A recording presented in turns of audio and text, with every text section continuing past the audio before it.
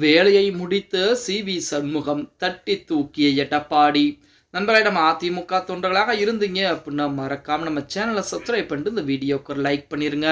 இந்திய அண்ணா திராவிட முன்னேற்ற கழகத்தை பொறுத்த வரைக்கும் 2026 சட்டமன்ற தேர்தலிலே கண்டிப்பாக கூட்டணி என்பது ஒரு பலமாக இருக்க வேண்டும் அப்படின்னே சொல்லலாம். அதாவது அதிமுக பாஜக கூட்டணி என்பது இருக்கக்கூடிய இந்த வேலையிலுமே கூட பாத்தீங்கன்னா அடுத்து தேமுதிக பாமக போன்ற கட்சிகள் எல்லாம் உள்ளே இழுத்தால் மட்டும்தான் 2026 சட்டமன்ற தேர்தலில் திமுகவிற்கு சரியான ஒரு போட்டியை கொடுக்க முடியும் அப்படின்னு நம்ம அனைவருக்குமே தெரியும். இப்படிப்பட்ட ஒரு சூழலிலே நமது சி.வி. சண்முகம் அதிமுகவிலே மிக மிக ஒரு முக்கியமான நபரும் எடப்பாடி பழனிசாமிக்கு மிக நெருக்கமாக இருக்கக்கூடிய நபர் தான் நமது சி.வி. சண்முகம் அவர்கள். அவரிடம் எடப்பாடி பழனிசாமி ஒரு அசைன்மெண்டை கொடுத்திருக்கிறார். அந்த அசைன்மெண்டையும் முடித்து விட்டார் நமது சி.வி. சண்முகம். நேரத்தில் தான் தற்போது எடப்பாடி பழனிசாமி அவரை தட்டி தூக்கி இருக்கிறார் அப்படிங்கிற செய்திகள் என்பது வெளியாகி கொண்டிருக்கிறது அப்படின்னே சொல்லலாம்.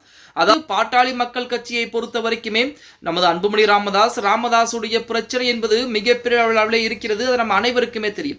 அப்பா மகன் பிரச்சனையால் பாமகவிலே மிகப்பெரிய பிரச்சனை எல்லாம் வெடித்துக் கொண்டுதான் இருக்கிறது. இப்படிப்பட்ட ஒரு சூழலில் சி.வி. சண்முகத்திடம் எடப்பாடி பழனிசாமி ஒரு அசைன்மெண்டை கொடுக்கிறார். எப்படியாவது பாமகவிடம் பேசி அதிமுக கூட்டணிக்குள்ளே கொண்டு வந்து விடுங்கள் என சண்முகத்திடம் எடப்பாடி பழனிசாமி சொல்ல ஆரம்பிக்கிறார். அதை மையப்படுத்தி சி.வி. சண்முகம் ராமதாசிடமும் அன்புமணி ராமதாசிடமும் பேச்சுவார்த்தை என்பது நடத்தியிருக்கிறார்.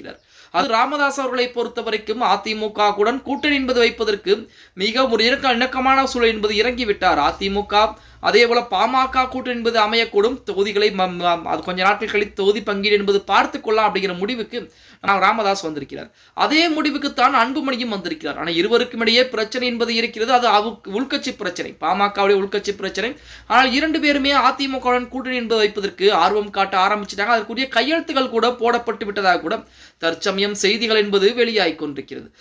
பாமகவை பொறுத்த வரைக்கும் பாஜகவுடன் கூட்டணி சேராமல் அதிமுகவுடன் கூட்டணி என்பது சேர்ந்திருப்பதுதான் இங்கே கவனிக்கக்கூடிய விஷயமாக பார்க்கப்படுகிறது. அதாவது அதிமுக பாஜக கூட்டணி அப்படிங்கிறது ஒரு புறம் இருந்தாலுமே அதிமுகவுடன் தனிப்பட்ட முறையிலே கூட்டணி என்பது வைத்து அதன் மூலம் தொகுதிகளை வாங்கி வெற்றி பெற்றால் அது அதிமுகவிற்கு தான் மிக சாதகமாக பார்க்கப்படும். 2026 சட்டமன்ற தேர்தலை பொறுத்த வரைக்குமே அதிமுக அதிகப்படியான தொகுதிகளை ஜெயித்தாக வேண்டும். இல்லை என்றால் பாஜக கூட்டணி ஆட்சி அப்படிங்கிற நிறுவனத்தை கொண்டு வருவாங்க.